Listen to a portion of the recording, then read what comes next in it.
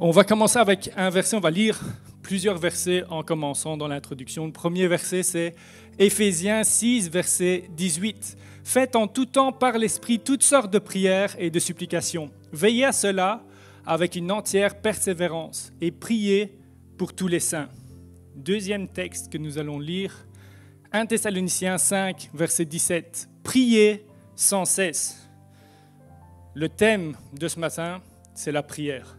Et je vais encore lire quelques textes, mais avant ça, je vais juste introduire que ce qu'on va lire maintenant se trouve dans le livre des Actes des Apôtres. Puis c'est vraiment, ça frappe aux yeux quand on lit le livre des Actes de voir combien les disciples se réunissaient pour prier. De voir combien l'Église avait vraiment une vie de prière tellement forte, tellement profonde. Ils sont constamment en train de prier. C'est même dit qu'ils persévéraient dans la prière, et on lit ça dans Acte 1, verset 14. Tous d'un commun accord persévéraient dans la prière. Ils priaient pour recevoir le Saint-Esprit. Ils priaient en attente de recevoir le Saint-Esprit. L'Église est née dans la prière. Et chaque disciple de Jésus-Christ, chaque chrétien, puis chaque Église est appelé à venir se connecter à Dieu dans la prière. On lit aussi dans Acte 2, versets 41 à 43, ceci. « Ceux qui reçurent de bon cœur sa parole furent baptisés, et en ce jour-là, le nombre de disciples s'augmenta d'environ 3000 âmes. » Je crois vraiment que Dieu veut se manifester à un maximum de personnes. Dieu veut aller toucher le cœur d'un maximum de personnes. Et pendant des années, on a vu, même dans cette région-ci, partout en Belgique, des petites églises de 20, 30 personnes. Puis je crois vraiment que Dieu veut souffler sur la Belgique, puis qu'il veut élargir nos cœurs, qu'il veut élargir les églises et faire entrer un maximum de gens dans l'église, pas pour être dans l'église, mais parce qu'ils sont sauvés, ils se donnent au Seigneur, puis ils veulent se connecter à des chrétiens. La première église, c'était déjà une croissance, un réveil extraordinaire. La première église, 3000 personnes. Hop. Le nombre de disciples s'augmenta d'environ 3000 âmes. Ils persévéraient dans l'enseignement des apôtres, dans la communion fraternelle, dans la fraction du pain et dans les prières. Après la Pentecôte, avant la Pentecôte, ils priaient, ils reçoivent la visitation du Saint-Esprit. Après la Pentecôte, ils continuaient à prier. Puis là, il y a vraiment des choses qui prenaient place. Vraiment beaucoup de choses qui prenaient place. Et le titre, le thème de mon message ce matin, c'est l'appel de la prière. On est appelé, chacun de nous, à revenir dans la prière, à revenir dans la connexion avec Dieu. Et partout dans la Bible, on voit que Dieu appelle des hommes et des femmes à se tourner vers lui et à se connecter à lui au moyen de la prière. La prière, c'est comme un outil que Dieu nous donne pour être en communication avec lui.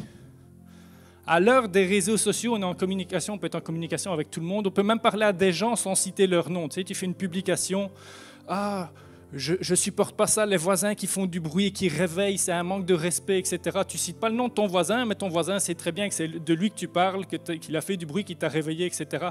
On est en communication avec tout le monde, mais on connecte rarement avec les gens.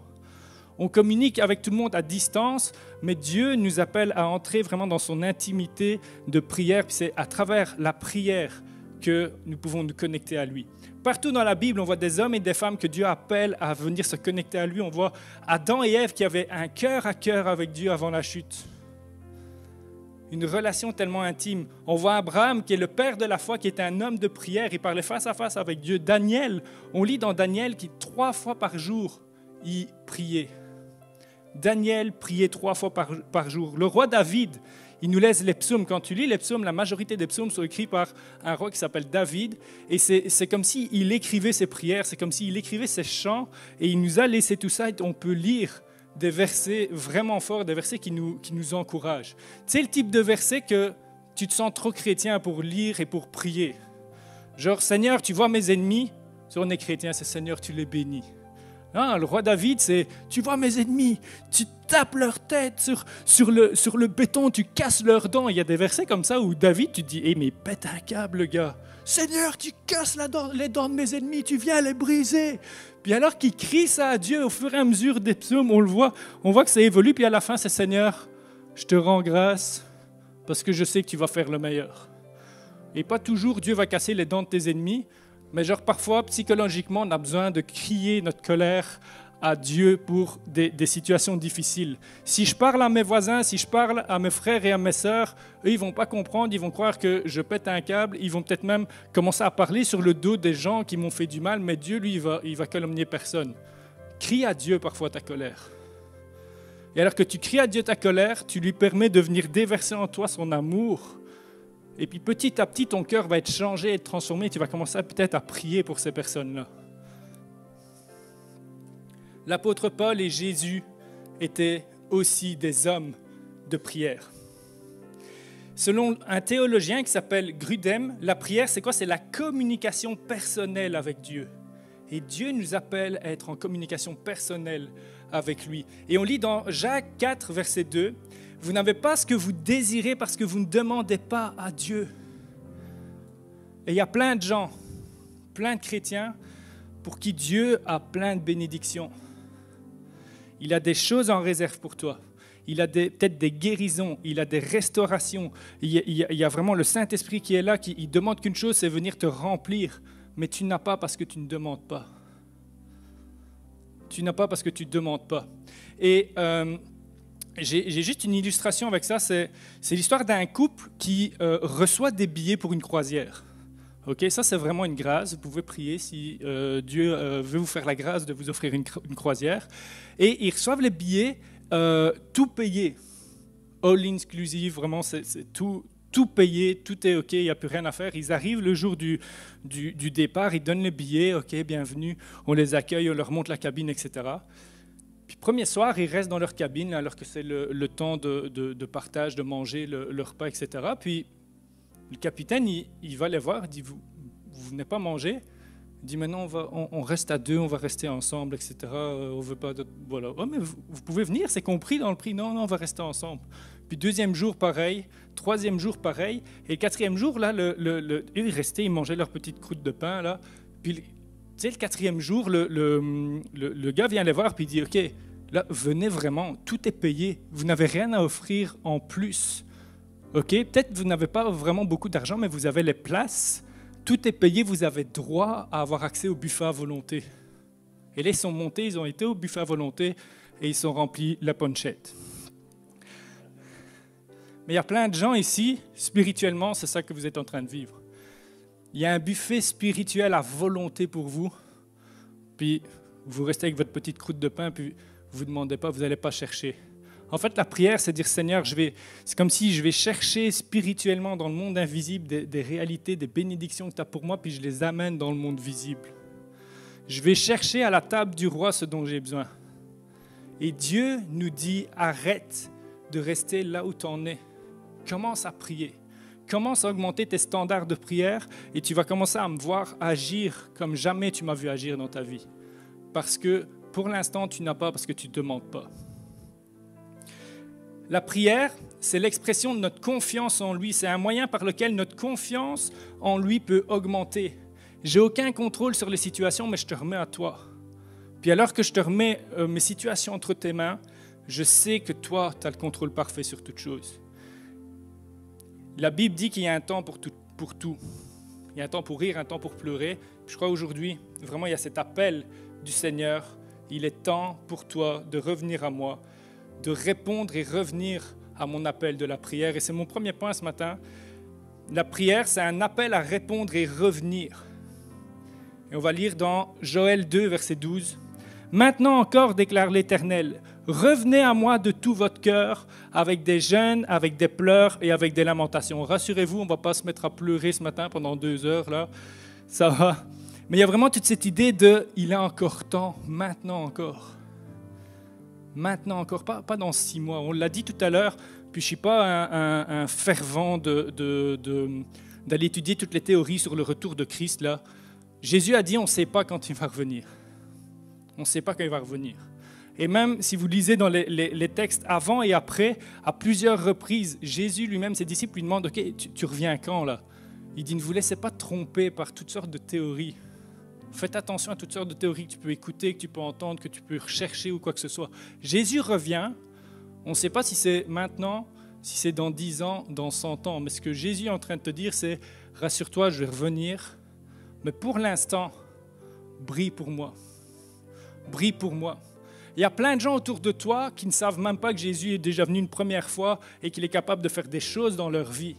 Arrête de regarder au ciel et dire quand est-ce que tu reviens, c'est quoi les signes ou quoi que ce soit. Non, commence à parler de moi, commence à parler de Jésus.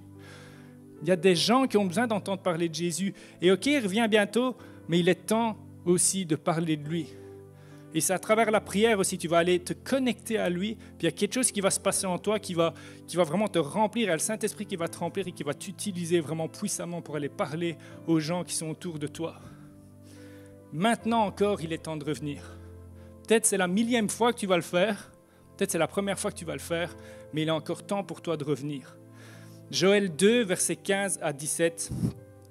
Sonnez de la trompette dans Sion, proclamez un jeûne, une assemblée solennelle, rassemblez le peuple, formez une sainte union, rassemblez les vieillards, les enfants et même les nourrissons, que le jeune marié sorte de son foyer et la jeune mariée de sa chambre, qu'ils entrent dans les portiques et l'autel. Je ne vais pas lire tout le texte, mais en gros, c'est un appel qui concerne tout le monde. Il y a des bébés ici, il y a un appel même aux bébés de revenir au Seigneur. Il y a des jeunes ici, il y a un appel pour chaque jeune ici. Reviens au Seigneur, réponds à l'appel que j'ai pour toi, rentre dans ma présence, c'est pour toi. Il y a des gens qui sont jeunes depuis 40 ans, 50 ans, 60 ans, il y a un appel pour vous, c'est pour chaque personne. Pour chacun d'entre nous, il y a cet appel du Seigneur qui dit, quand même, viens. Viens. Et alors, toute cette notion de sonner des trompettes, on ne le comprend pas très bien dans notre culture. Okay? On a souvent, nous, notre référence au niveau des trompettes, c'est un petit peu les klaxons de voiture, genre quand l'Italie, elle remporte l'Euro. Je sais qu'il y en a qui ont été klaxonnés ici. Jésus vous aime pareil, hein? Mais il y a vraiment toute cette notion de réveil, tu as besoin de te réveiller. Et on a tous... Il y a différents types de klaxons.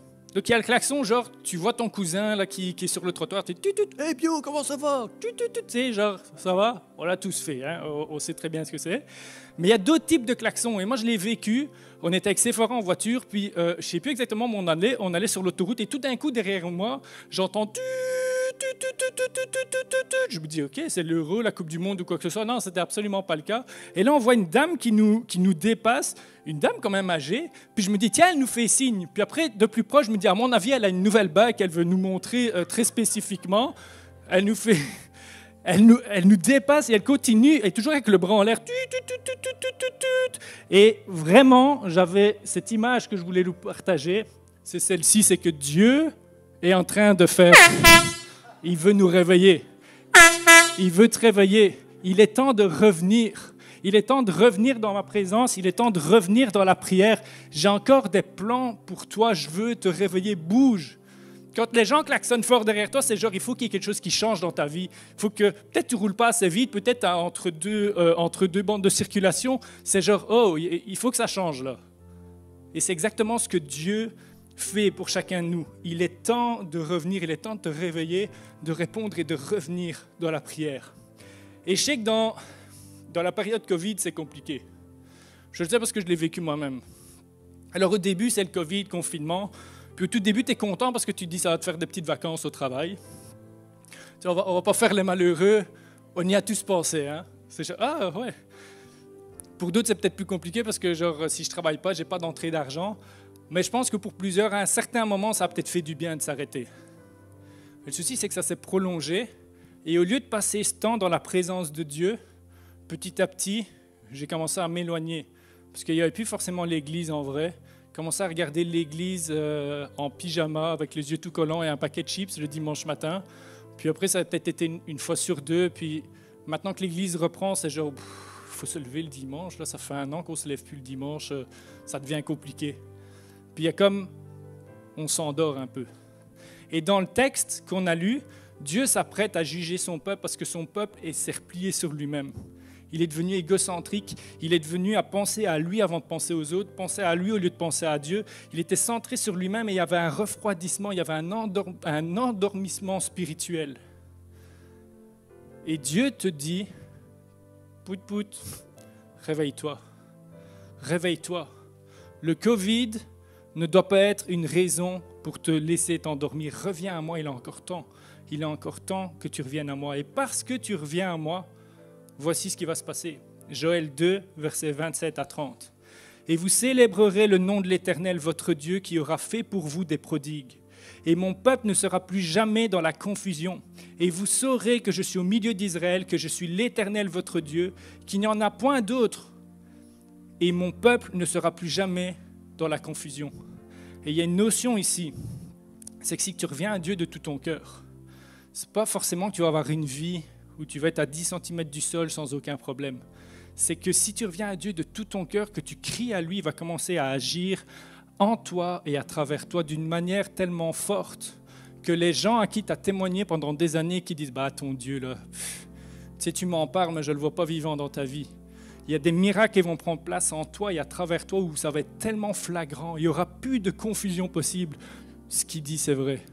Ce qu'il dit, c'est vrai. Puis tu vas avoir un collègue pour qui tu as peut-être prié. Il y a Dieu qui est intervenu. Tu vas commencer à témoigner au travail. Les gens vont dire « ouais, ton Dieu, on n'en a pas entendu parler ». Ton collègue va rentrer dans le bureau et dire « si, c'est vrai. Il a prié pour ma petite cousine. Ma petite cousine a été guérie. Il y a quelque chose qui s'est passé. Son Dieu est vivant. » Et il y a vraiment cette notion que si tu reviens de tout ton cœur, Dieu va pouvoir agir tellement fort en toi que même tes enfants, tes ados qui sont loin du Seigneur, ils vont voir et ils vont se dire « waouh, il n'y a pas de confusion possible. Il y a seulement Dieu qui est capable de faire ça. Il y a seulement Dieu qui est capable de restaurer le couple de mes parents. Il y a seulement Dieu qui est capable de faire quelque chose et d'agir d'une manière aussi forte et aussi puissante. » Quand tu reviens à Dieu de tout ton cœur, Dieu est capable de faire des choses en toi et à travers toi tellement fortes qu'il n'y aura plus de confusion possible.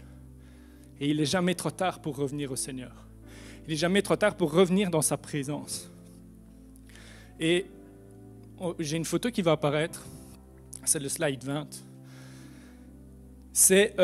Il a un nom pas facile à dire. Hansle Parchman. OK. C'est un Jamaïcain qui a remporté le 110 mètres haies aux Jeux Olympiques là, qui sont en train de se passer. Et c'est fou parce que ce gars-là, le jour de la demi-finale, il a pris le bus, il avait ses écouteurs, il s'assied dans le bus, il fait confiance au bus, puis quand il arrive au terminus, il sort, puis il se dit « mais je ne reconnais rien ici ». Il était à la piscine olympique. Il n'était pas au stade d'athlétisme, il était à la piscine olympique. Il dit « courir et sauter au-dessus des haies, je sais le faire, mais là, courir dans l'eau, c'est un peu compliqué. » À moins que Jésus me donne la force de marcher sur l'eau, mais ça c'est un autre message. Et il arrive là, il se dit « waouh, qu'est-ce qui se passe ici? Qu'est-ce que je dois faire ?» Et il rencontre des gens qui disent « il faut que tu reprennes un bus qui va en sens opposé, tu es à l'opposé de la ville, tu es à milieu de là où tu dois être. » Et là, il se rend compte que s'il prend un bus, il ne sera jamais à l'heure pour pouvoir, parce que les sportifs doivent arriver d'avance au stade pour s'échauffer, et s'il n'est pas là pour l'échauffement, il est disqualifié d'office. Et là, il y a une bénévole lui, il m'en dit, j'ai pas d'argent, j'ai rien, payez-moi le bus, un taxi, faites quelque chose. Et il y a une bénévole qui lui dit, OK, il faut que tu prennes un taxi, je vais te donner de l'argent. Elle donne l'argent, il prend le taxi, il va au stade, il arrive tout juste, il peut s'échauffer et il gagne la course, il va en finale et il remporte une médaille. Puis j'aimerais juste te dire qu'il n'est jamais trop tard pour revenir au Seigneur. Peut-être toi, tu as pris un bus qui t'a emmené. Tu ne sais même pas où. Toi seul, ouais, peut-être justement tu es au courant et tu sais très bien où est-ce que tu en es. Puis il y a la façade extérieure, puis il y a dans ton cœur, tu sais où est-ce que tu es. Tu es loin du stade là où Dieu t'appelle. Puis il y en a plusieurs ici, vous étiez des athlètes du Seigneur. Vous avez remporté des combats, vous avez remporté des prix, vous avez même des médailles que vous allez avoir au ciel. Mais la vie, les événements, peut-être le Covid ou peu importe, des choix de vie, te conduit loin de là où Dieu te veut. Mais il n'est jamais trop tard. Il y a un taxi qui est là, qui s'appelle Jésus. Tu peux monter dedans, tout est payé et il va te ramener exactement là où tu dois être. Et Dieu te dit, j'ai encore des courses à te faire courir. J'ai encore des médailles à te faire remporter. Il faut que tu reviennes à moi. Puis moi, je vais te placer exactement là où tu dois être. Dans ma présence, tu vas être sauvé. Si t'arrive quelque chose, tu seras au ciel avec moi. Mais sur cette terre, il y a des médailles encore, il y a des luttes que je veux te faire remporter. L'appel de la prière, c'est vraiment un cri du cœur de Dieu pour chacun de nous ce matin. Il est encore temps pour toi de répondre et de revenir. Alors, quelle sphère de ta vie Dieu t'appelle à lui abandonner? Peut-être que ce n'est pas toute ta vie qui est loin de Dieu en ce moment. C'est peut-être un domaine. Un domaine peut-être au niveau de ta patience, au niveau de différentes dépendances que tu peux avoir. peut-être au niveau de tes pensées, il y a des sphères de vie où genre, Seigneur, moi je te donne tout, mais celle-là, je la garde pour moi. Je te donne tout ce que j'ai, tout mon temps, mon argent, je te donne. Seigneur, je veux te suivre, mais ma sexualité, là, ça, je la garde pour moi. Je te donne tout ce que tu veux, j'abandonne tout, mais c'est moi qui vais choisir avec qui je vais me marier. Puis c'est ça que Dieu te demande. Dans cette sphère-là, tu es à l'opposé de ton stade. Mais il est encore temps pour toi aujourd'hui. Puis il y a vraiment cette trompette du Seigneur qui dit « Reviens à moi, monte dans le taxi, moi je te ramène au stade. » Il est encore temps. Puis Dieu ne va pas te juger. Dieu ne va pas te condamner. Dieu ne va pas te dire « Voyez d'où il sort là, mais quelle honte !» Quelle honte! Non, non, Dieu va t'accueillir, il va te relever et il va te restaurer. Puis ça deviendra un témoignage que toi tu vas porter et dire « Moi j'étais loin du Seigneur dans cette sphère-là, je suis revenu à lui et regardez comment Dieu m'a sorti de là. » Alors Seigneur, aide-nous à revenir pleinement à toi. Seigneur, on veut juste revenir à toi, on veut juste déposer entre tes mains chaque sphère de notre vie où on a besoin d'être amené à bon port. Que vraiment on puisse entrer dans ce taxi que tu nous proposes aujourd'hui, juste pour avancer et revenir à toi, au nom de Jésus. Amen. Appel à revenir, à répondre et revenir. Et le deuxième point, c'est appel à ouvrir nos yeux et nos cœurs. En fait, par la prière, on ne force pas Dieu. Si tu imagines la prière en mode, tu prends le bras de Dieu puis tu le forces à agir en ta faveur, c'est absolument pas ça. Quand on prie, en fait, on permet à Dieu de changer notre vision et nos cœurs. Tu récoltes ce que tu sèmes, mais quand tu viens devant Dieu, c'est toi le terreau. Puis c'est lui qui commence à semer des choses en toi. Puis il commence à changer ta manière dont tu vois les gens, la manière dont tu le vois lui, la manière dont tu te vois toi. Il y a des choses qui changent en toi. Quand tu vas prier, imagine que tu es une plante, puis tu dis, Seigneur, là, fais ce qu'il y a à faire. Entretiens-moi, commence à faire ce qui doit être fait en moi, commence à changer ce qui doit être changé en moi. Tu ne peux pas t'en sortir seul, tu ne peux pas changer tout seul. Dieu nous a créés, on a ce besoin de lui qui est illimité parce que notre vide est illimité. Nos forces sont limitées, on ne sait pas amener un changement en nous qui est durable. Il n'y a que lui qui peut le faire et ce n'est que dans la prière que réellement, il y a des changements qui prennent place en nous. Parce que quand je prie, mes yeux et mon cœur vont commencer à s'ouvrir. Et là, on va revenir dans le livre des Actes. Et tout le texte qu'on a vu, revenez à moi, sonnez les trompettes, et quand vous allez revenir à moi, il y a un réveil qui va prendre place. En fait, l'accomplissement se passe dans le livre des Actes. Quand il y a la venue du Saint-Esprit. Et là, on va voir deux disciples de Jésus. Et on va voir ce qui se passe à travers eux alors qu'ils sont revenus pleinement dans la prière, qu'ils sont en connexion avec Dieu. On va voir leur cœur et leurs yeux qui s'ouvrent. Acte 3, verset 1. Il était 3 heures de l'après-midi, l'heure de la prière. Pierre et Jean montaient ensemble au temple. Et il y a toute cette notion, comme Benjamin l'a dit, ils montaient ensemble au temple. Cette notion de on est une église, on est tous ensemble, on est unis ensemble, il y a cette unité, puis ensemble on monte dans la présence de Dieu. Il y a vraiment une force quand on fait ça. Et alors qu'ils sont en route pour aller prier, quand ils sont en route pour répondre à l'appel du Seigneur, on voit ce qui se passe un peu plus loin, Acte 3, versets 2 à 4. Or, on amenait un homme boiteux de naissance qu'on installait tous les jours à la porte du temple appelé la Belle, pour qu'il demande l'aumône à ceux qui entraient dans le temple. Voyant Pierre et Jean sur le point d'y entrer, cet homme leur demanda l'aumône. Pierre, accompagné de Jean, fixa les yeux sur lui et dit « Regarde-nous ». Et en fait, ce gars-là, il représente toutes les personnes dans notre entourage, peut-être des personnes ici présentes, qui vivent une souffrance humaine, peut-être depuis des années. C'est ce gars-là, on apprend plus tard qu'il a une 40aine d'années, et depuis tout petit, on vient le poser à la porte du temple. Imaginez un peu, on le place ici en face de l'église. Puis depuis que tu viens à l'église, là, pour ceux qui sont là depuis presque votre naissance, tous les dimanches, tu passes à côté. Tous les dimanches, tu le voyais. C'était quelqu'un qui était dépendant des autres. On est obligé de le prendre et de le déposer là. Il n'avait aucune autonomie. Ça représente tous ceux qui ont du mal à avoir cette autonomie, même parfois pour les choses les plus basiques de la vie. Chercher un travail, s'en sortir au niveau des papiers, juste les basiques de la vie, c'est compliqué pour eux. Puis peut-être toi, tu es là, puis tu es peut-être en dépression, puis tu te dis même les choses les plus basiques de ma vie, j'y arrive pas. J'ai des factures à payer, j'ai l'argent sur le compte, mais c'est tellement difficile, je suis tellement au plus bas que je n'ai même pas le courage d'envoyer l'argent. Je suis au plus bas, puis ce gars-là te représente. Puis ce texte-là va te montrer ce que Dieu est capable de faire en toi. Ce gars-là représente toutes les personnes autour de nous qui souffrent. Il représente tout ce qui est injustice de la vie, dépendant des autres. Il représente aussi cette forme de résignation. 40 ans que le gars il est là, estropié à l'entrée de l'église. C'est un petit peu le gars où genre, il n'y a plus d'espoir pour lui. Ça fait trop longtemps. Il est comme ça depuis toujours, ça ne changera pas. Puis peut-être tu as entendu ça sur toi, sur ta vie, peut-être toi-même, avec toi-même, tu es là-dessus. Dans telle sphère de ma vie, ce péché-là, ça fait tellement longtemps que je prie, tellement longtemps que j'essaye de m'en sortir, là, on ne changera plus. Ce gars-là représente tous les gens autour de toi qui sont tellement loin qu'il n'y a plus d'espoir pour eux. Puis tout doucement, tu arrêtes de prier pour eux. Ben, c'est exactement toutes ces personnes-là qui représentent ce gars qui est estropié. Et dans ce texte, on trouve vraiment un contraste qui est fou. C'est qu'à l'époque, le temple, c'est une merveille. Okay? Gelsebudur, c'est vraiment, vraiment beau, vraiment nice, mais là-bas, c'est 1000 fois mieux. Okay? Et la belle, la porte qu'on appelle la belle, c'était une énorme porte, il devait être plusieurs pour l'ouvrir.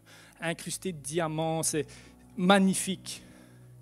Et ce gars-là est à côté de juste ce bâtiment religieux-là. Il est juste au pied de là où tout pourrait se passer pour lui. C'est un peu comme si on le plaçait au pied de Dieu, puis ceux qui sont dans le temple, la porte, la belle, etc., ils ne sont même pas là en train de lui tendre la main. Ils avaient la réponse, mais ils étaient centrés sur eux-mêmes, comme dans le texte de Joël. Puis j'aimerais dire ici qu'en tant que chrétien, oui, il y a des moments où on est centré sur nous, juste je vis mon moment avec Dieu, je suis dans la présence de Dieu, j'aime faire du bien dans la parole de Dieu, mais il y a un moment, si tu restes juste centré sur toi, ça va être beau de l'extérieur, mais à l'intérieur de toi, il n'y a rien qui va changer. Puis la puissance que tu es censé, qui est censée te conduire, te porter et faire de toi un instrument de bénédiction, tu ne pourras pas la mettre en application. Puis Dieu appelle chacun d'entre nous à dire « Hé, reviens à la prière. Il ne faut pas que tu sois un bâtiment beau de l'extérieur, mais qui n'a aucune puissance. J'ai quelque chose en réserve pour toi. Il faut que tu deviennes une bénédiction. » Et vous savez, c'est vraiment fort parce que les disciples, j'ai fait le compte. Il y a différents auteurs qui disent les Juifs de l'époque, ils allaient 3 à 4 fois au temple par jour. Imagine, Pierre et Jean, ils ont 25-30 ans. Ça veut dire que sur toute leur vie, ils sont passés à côté de ce gars-là plus de 33 000 fois. 33 000 fois. Ah, pardon, excuse-moi, je vais prier qu'ils aient fini le culte. C'est même 66 000 fois, parce que je n'ai pas compté leur tour, en fait. Imagine, ils repassent par la même porte. Oh, ouais, il est encore là, celui-là. Ouais, voilà, excuse-moi, merci, je vais aller prier. Hop. Et ils ne le voyaient pas. Ils passaient à côté. Ils étaient tellement habitués à le voir là, tellement sans espoir à la situation qu'ils ne le voyaient même plus. Puis l'Église, à l'heure actuelle, c'est exactement ça. Il y a des souffrances autour de nous. Puis là c'est vrai que ça s'accentue. On a vu en Belgique les inondations, on a vu tout ça, puis c'est venu ranimer quand même quelque chose. Parce que c'est genre, waouh, ça peut se passer en Belgique, ces choses-là, puis c'est atroce pour les personnes à qui ça arrive. Mais je pense que Dieu est en train de dire, OK, je vous attends là. Il y a des choses à faire là. Vos cœurs et vos yeux ont besoin de s'ouvrir. Ils passaient à côté de lui, ils ne le voyaient même pas, mais alors qu'ils sont remplis du Saint-Esprit, alors qu'ils sont connectés à la prière, il y a un jour où ils arrivent, puis ils sont waouh. Tu vois là, il y a le cœur de Dieu qui commence à battre en eux, puis commence à aller vers lui. Puis dire, regarde-nous, ta souffrance est importante pour nous, ta souffrance nous concerne. Et là, il commence à expérimenter quelque chose de fou. Et on va lire dans Éphésiens 3, verset 20, il commence à expérimenter ce texte au-delà de toute limite. À celui qui, par la puissance qui agit en nous, peut réaliser bien au-delà de tout ce que nous demandons ou même pensons. À lui soit la gloire dans l'Église, en Jésus-Christ, pour toutes les générations et pour l'éternité. Celui qui peut agir en nous et à travers nous au-delà de toute attente. Il n'y a pas de limite à ce que Dieu peut faire. Dieu veut et peut changer la situation de ce gars-là. Dieu veut et peut changer la situation, ta situation. Dieu veut et peut te changer toi. Puis autour de toi, il y a plein de gens qui sont dans la souffrance. Et alors que tu es connecté à la prière, tes yeux vont s'ouvrir, ton cœur va s'ouvrir et tu vas commencer à avoir les besoins. OK? On n'est pas appelé à répondre aux besoins de tout le monde, mais on est appelé à être des porteurs de bonnes nouvelles. Dire, j'ai rien grand-chose à t'offrir là. Eux, ils n'ont même pas donné d'argent. Donc pour ceux qui sont avares parmi nous, gloire à Dieu. Je n'ai ni argent ni or, mais ce que j'ai, je te le donne. Jésus. Parfois, tu n'as rien à donner, mais tu as juste Jésus.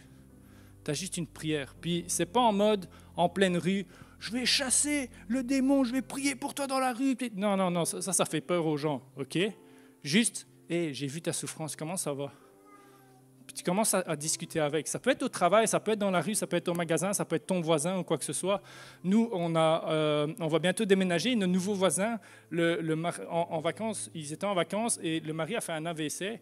Puis on est genre, waouh, je suis sûr qu'on est voisins, pas pour rien. Puis Seigneur, qu'est-ce que tu veux faire? Puis on a juste commencé à prier et on leur a dit, on va prier pour vous, etc. Puis on a commencé à prier. Puis là, Dieu a vraiment posé sa main. Il n'y a pas trop de séquelles, etc. Puis il est revenu, etc. Voilà, Dieu a étendu sa main, Dieu a agi, mais c'est genre ça. Est-ce que tu le fais encore? Et je vois que tu es en train de souffrir, je vois que tu as un besoin. Regarde, on va prier ensemble, je vais prier pour toi. Et parfois, c'est même pas aussi spirituel.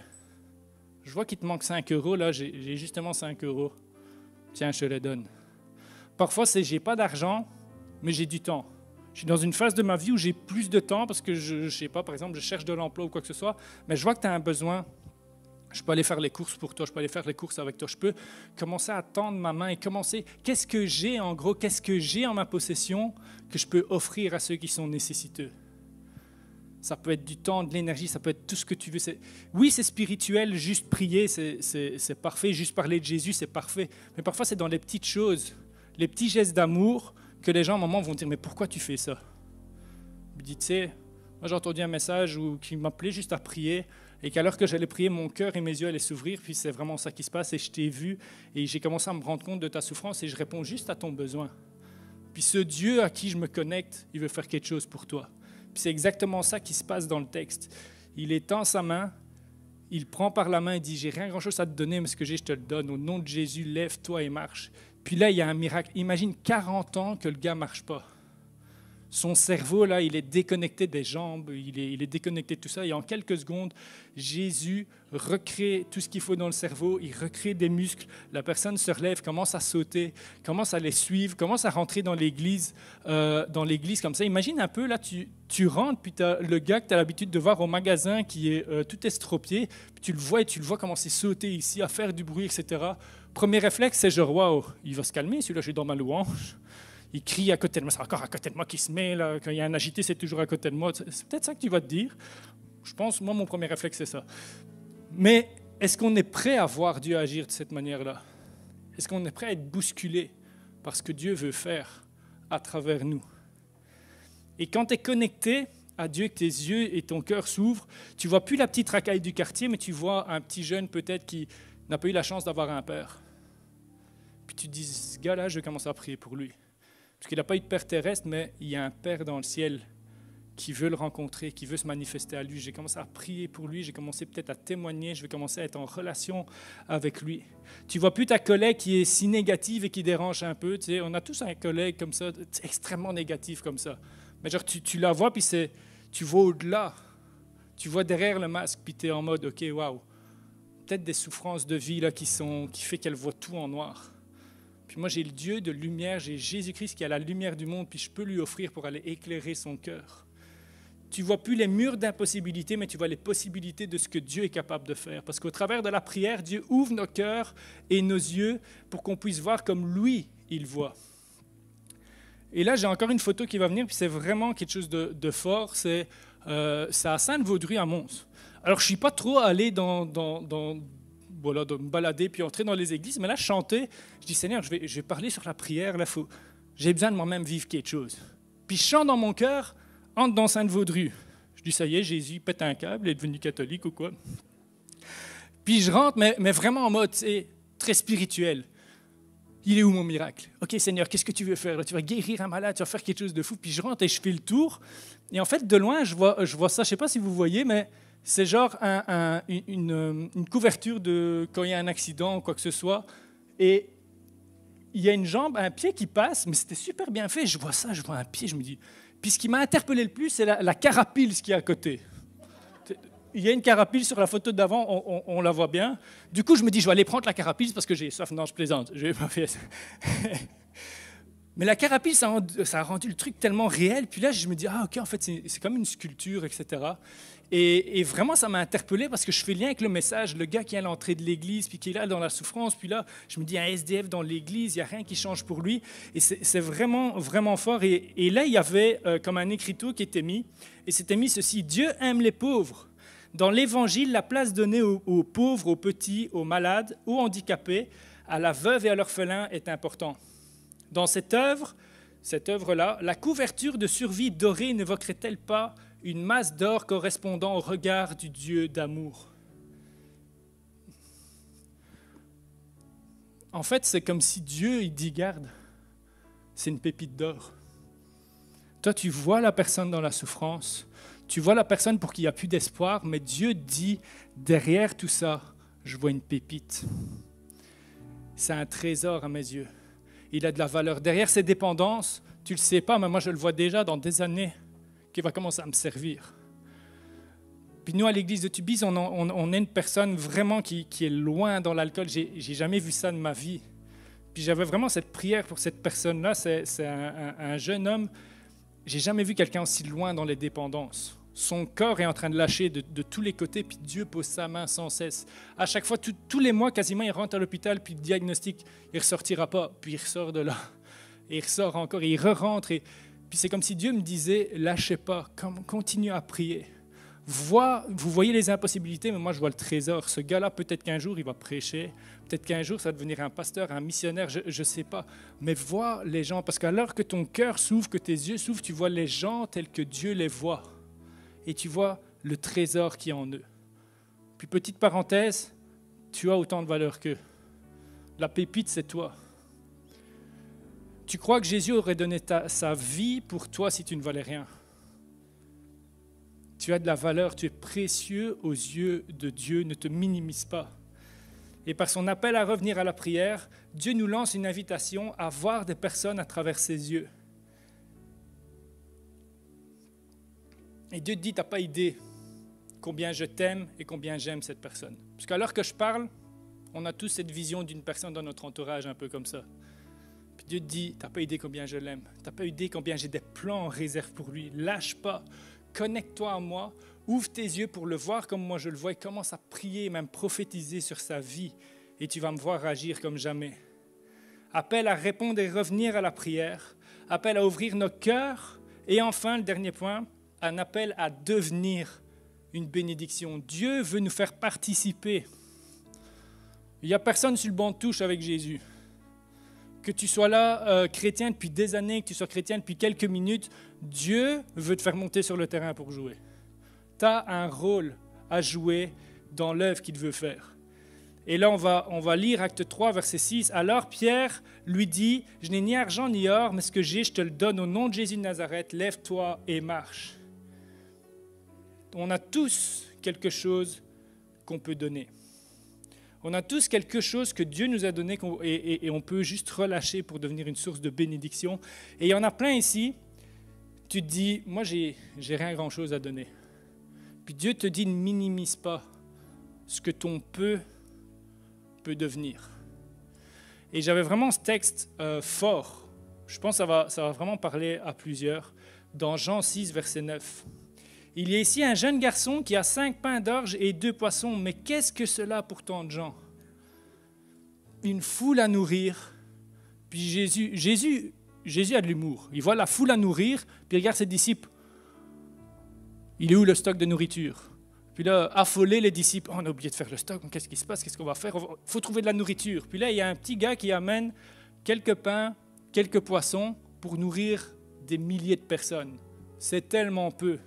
Mais son peu, mis entre les mains du Dieu Tout-Puissant, a été plus qu'assez, plus que suffisant pour nourrir la foule. Puis j'aimerais dire à quelqu'un ici, tu te sens limité, tu as l'impression que tu n'as rien grand-chose à donner, offre-le à Dieu, offre-le aux gens par amour, et tu vas voir comment Dieu va multiplier.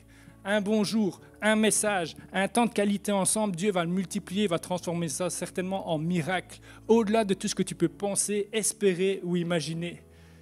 Ce jeune garçon-là, imagine, on n'a même pas son nom, mais on parle de lui des 2000 ans plus tard. Puis Dieu nous appelle à être comme ce garçon. Et découvrir que mon passé qui est mis entre les mains de Jésus devient un plus qu'assez. Il tend la main, le miracle prend place, le gars rentre dans l'église en sautant dans tous les coins. Et là, ce qui est en train de se passer, c'est genre, le gars qui ne marchait pas est en train de sauter. Il est en train de dire, il y a des choses que je n'arrivais pas à faire. Puis maintenant, je peux le faire. Je n'avais jamais été capable de me défaire de cette dépendance, mais là, maintenant, je suis libre. Je n'avais jamais été capable d'aimer avant, mais là, maintenant, l'amour de Dieu me remplit tellement que ça déborde de moi. Je n'avais jamais été capable de croire en la vie, mais là, il y a l'espoir qui revient. C'est ça qui est en train de prendre place. Ce n'est pas juste un gars qui saute comme ça. Il y a toute cette dimension qui représente toutes les personnes en souffrance autour de nous, dans la vie desquelles Dieu veut agir. Je vais inviter les musiciens à revenir. Jésus plus rien égale tout. Prends ton peu.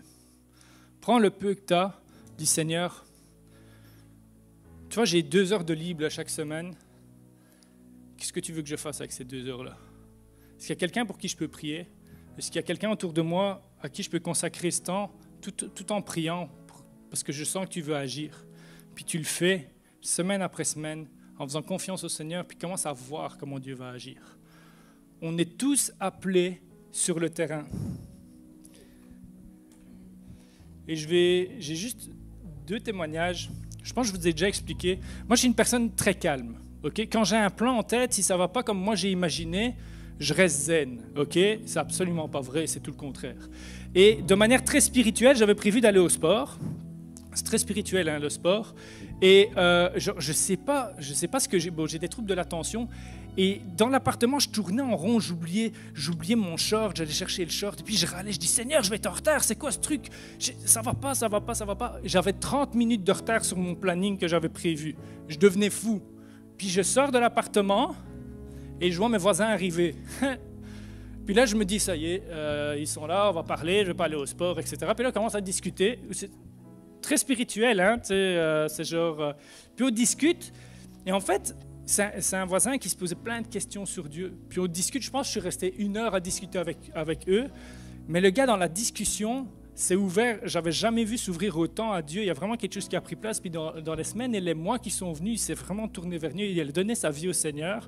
Puis je pense qu'il nous regarde en ligne, ou en tout cas, il est déjà venu plusieurs fois. Puis il avance avec Dieu. Juste vous dire que le peu de temps que j'avais, là, j'avais même pas de temps. J'avais même pas de temps consacré. Je dois aller à la salle, hein, c'est quoi ce truc-là, Seigneur? Puis j'offre, puis Dieu opère un miracle extraordinaire. Puis j'aimerais terminer avec une autre image. OK. Ils sont masqués, puis la fille est masquée, mais je voulais exprès qu'elle soit masquée, en fait. C'est la volontaire qui a payé le taxi à l'athlète. Vous vous souvenez de l'histoire de tantôt? C'est l'athlète et la volontaire. Et en fait, l'athlète, quand il a remporté la médaille, il a dit, moi, je vais aller lui rembourser. Elle m'a payé le taxi quand même. Je vais aller la remercier de ce qu'elle a fait. Il va lui montrer la médaille. Il lui rembourse. Il lui donne un T-shirt, etc. Il y a vraiment quelque chose. Il dit merci pour ce que tu as fait, vraiment. Parce que si tu n'avais pas fait ça, je n'aurais pas pu remporter la course et puis je n'aurais pas de médaille. Puis j'avais vraiment cette pensée que spirituellement, c'est la même chose. Alors qu'on répond à l'appel du Seigneur à se connecter à lui dans la prière, que ce soit dans cette vie ou au ciel, il y a quelqu'un qui va venir taper sur ton épaule puis qui va dire hey, « Merci pour ce que tu as fait. Merci d'avoir prié pour moi. Merci d'avoir témoigné. Parce que grâce à toi, j'ai pu me tourner vers Dieu, j'ai pu prendre le taxi, rentrer au stade et remporter des médailles. Je suis dans la présence de Dieu. On est tous les 2 au paradis pour louer le Seigneur ensemble. Puis j'ai remporté des combats, je suis devenu missionnaire, je suis parti, j'ai prêché l'évangile. Il y a des gens qui sont venus au Seigneur à travers moi. Mais si toi, tu n'avais pas témoigné, si toi, tu n'avais pas prié, si toi, tu n'avais pas été là, aujourd'hui, j'en serais pas là. Puis c'est ça à quoi Dieu nous appelle. Puis j'aimerais qu'on prenne juste un temps pour revenir au pied de la croix et on va chanter ce chant ensemble. Puis après, je vais revenir et je vais vraiment faire un appel parce que j'ai un appel pour 3 types de personnes, mais qu'on puisse commencer déjà en chantant, dire Seigneur, je viens me reconnecter à toi. Je viens à la croix, puis je veux juste ouvrir mon cœur à qui tu es.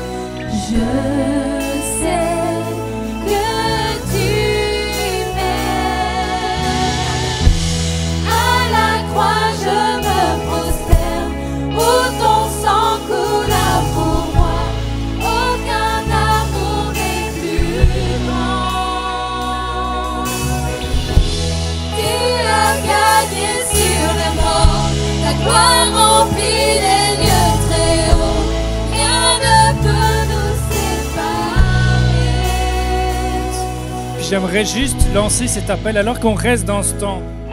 Je pense vraiment que Dieu est là avec sa trompette puis il est en train de sonner et il veut parler à plusieurs et il lance un appel à plusieurs à revenir à lui.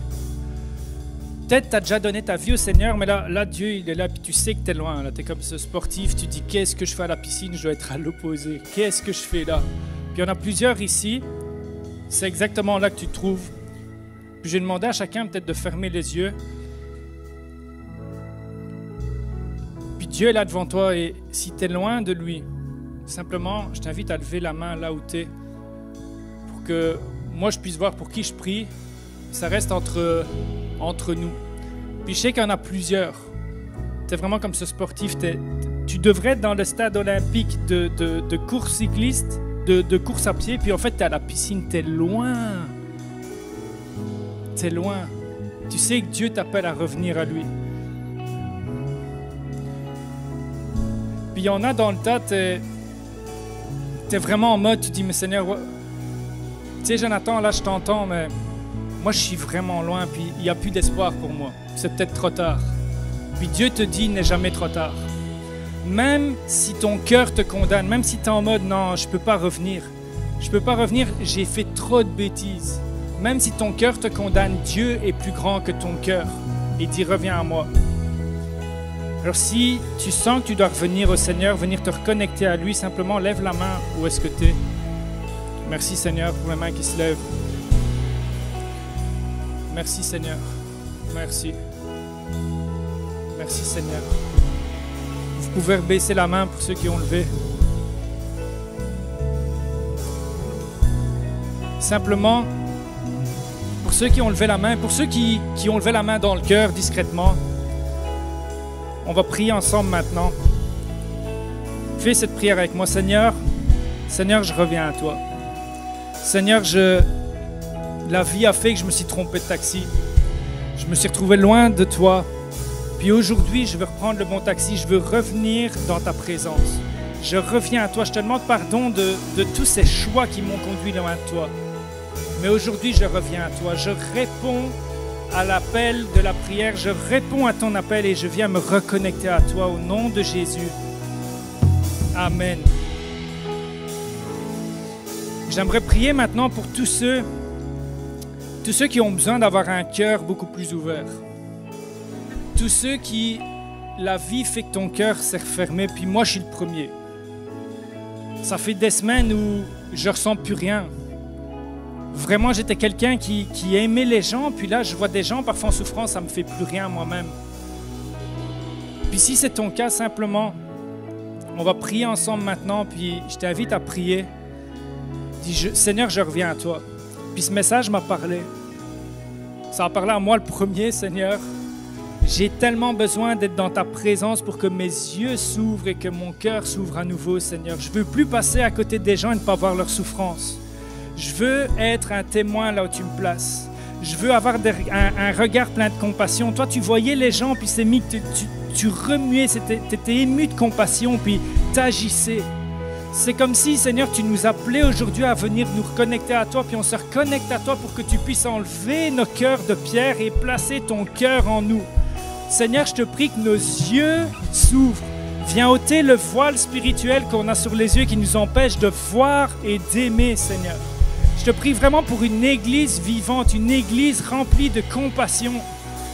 Et alors qu'on est rempli de compassion, qu'on puisse vraiment se lever, venir apporter, Seigneur, le peu qu'on a pour faire la différence. Puis je vais prier pour tous ceux qui ont envie de devenir une bénédiction. Puis Dieu te dit, qu'est-ce que tu as entre les mains? Tu as déjà Jésus qui fait toute la différence, mais tu as peut-être autre chose, un don, un talent, des études, des connaissances que tu as que tu peux mettre au service des autres. Puis Dieu te dit, je veux t'utiliser. Je veux t'utiliser, puis simplement remets ça entre mes mains.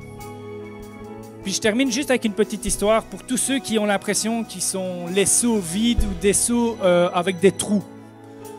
On a parfois l'impression d'avoir des fuites. Hein? Et j'ai juste cette image et cette histoire d'un seau. Donc c'est deux seaux. Et il y en a un, il se rend compte qu'il a des fuites. Et tous les jours, il y a le jardinier qui va les prendre, qui les remplit d'eau. Et il fait tout un trajet pour aller arroser des plantes. Et le seau avec des fuites, il voit l'autre, puis il dit « Mais l'autre, il est beaucoup plus utile que moi. » Moi, je fuite, je mets de l'eau partout. Quand on arrive pour arroser les plantes, je suis quasiment vide, j'ai rien à donner. Et le seau va voir le jardinier et il dit, jardinier, moi je comprends pas, moi je suis vide, j'ai des trous, je sers à rien. Puis le jardinier le regarde, il dit, hé, moi j'ai besoin de toi. Viens avec moi, je vais te montrer quelque chose. Et ils font le trajet ensemble qu'il fait tous les jours. Et il dit, tu vois tous les arbustes sur le côté de la route? Tu vois toutes les fleurs qui sont en train de fleurir sur le côté de la route? Il dit, c'est grâce à toi ça. Si tu n'avais pas de fuite, tu n'arroserais pas autour de toi. Et partout où tu passes, il y a la vie qui commence à prendre place, simplement parce que tu as des fuites. Puis j'aimerais dire à quelqu'un aujourd'hui, vraiment, si tu es rempli de Dieu, peu importe les fuites que tu as, ça va devenir une bénédiction pour les autres. Même si tu as des trous, même si tu as des fuites, sois rempli de Dieu et deviens une source de bénédiction. Alors Seigneur, on revient à toi. Je te remets chacune de nos vies ici entre tes mains. Seigneur, que même ceux qui ont le plus de fuites, tu puisses les remplir tellement, Seigneur, que partout où ils passent, Seigneur, ils éclaboussent tout le monde de ton amour, ils éclaboussent tout le monde de ton esprit, et que vraiment, ils puissent commencer à avoir le fruit qui commence à se porter. Parce que c'est quand on est faible qu'alors qu'on est fort. Seigneur, on porte ce message dans des vases d'argile pour que toute la puissance et la gloire te reviennent à toi, Seigneur. Je te prie d'ouvrir nos yeux et de nous faire prendre conscience combien nos fuites peuvent être une source de bénédiction entre tes mains. Au nom de Jésus, Père. Amen, amen, amen.